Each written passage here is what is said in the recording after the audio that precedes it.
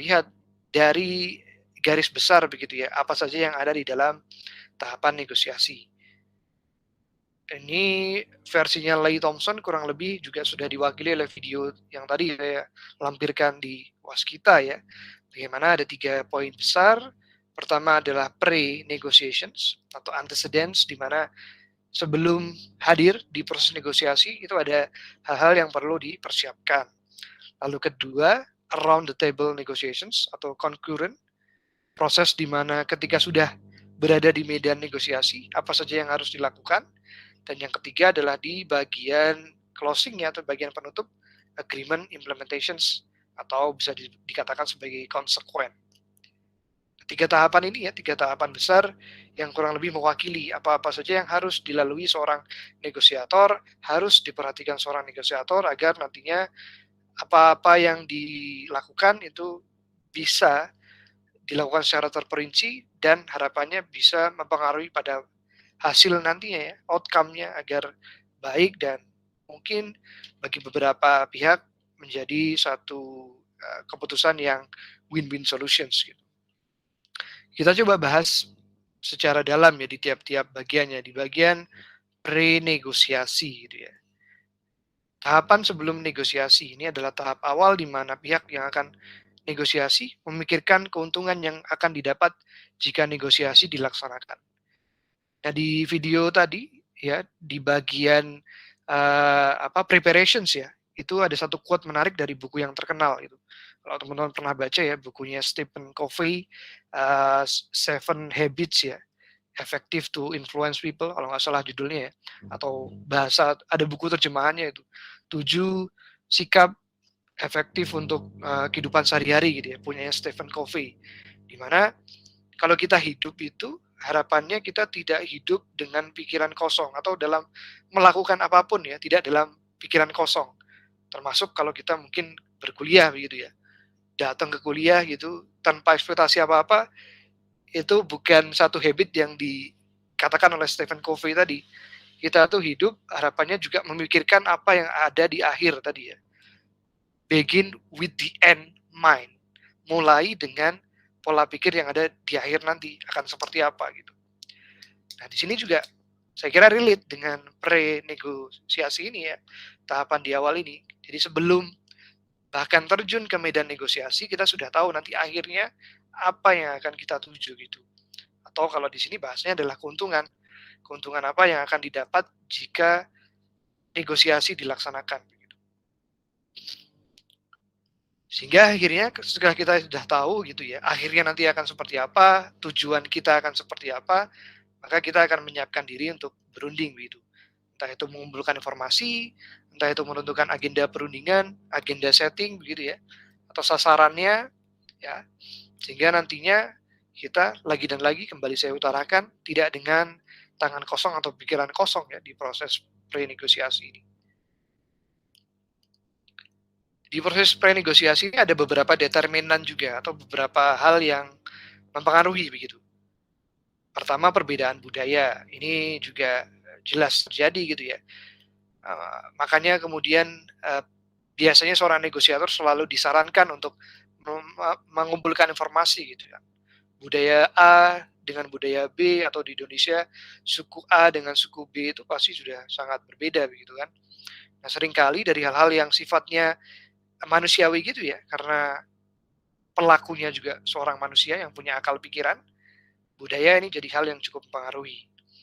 Orientasi tawar-menawar ini juga ya, orientasi tawar-menawar ini prakteknya kalau di kehidupan sehari-hari ya seperti kita belanja begitu ya, belanja di offline maupun di online gitu ya.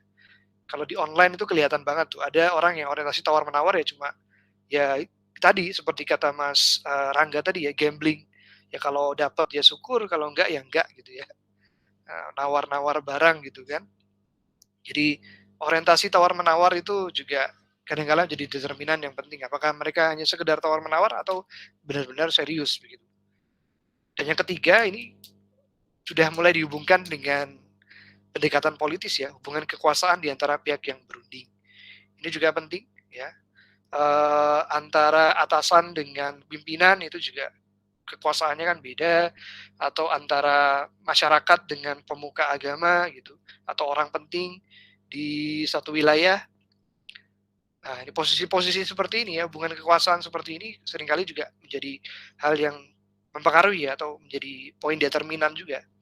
Jadi silakan nantinya seorang negosiator harapannya bisa memperkirakan dan melihat hubungan kekuasaan tersebut ya di antara pihak-pihak yang berunding begitu.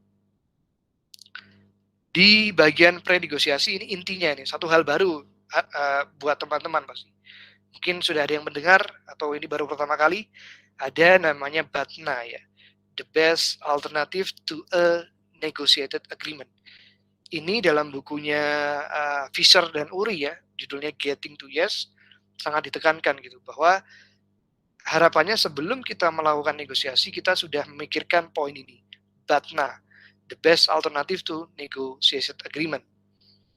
Di video tadi juga sudah saya jelaskan ya, ini adalah batas alternatif terbaik, gampangnya seperti itu. Lebihnya seperti apa ya nanti silahkan teman-teman bisa eksplorasi ya, karena ini menjadi poin yang nantinya akan saya berikan sebagai aktivitas kuis. Silahkan teman-teman bisa eksplorasi bagian ini ya. BATNA, poin penting yang perlu dilakukan apalagi kalau kita dealing with conflict.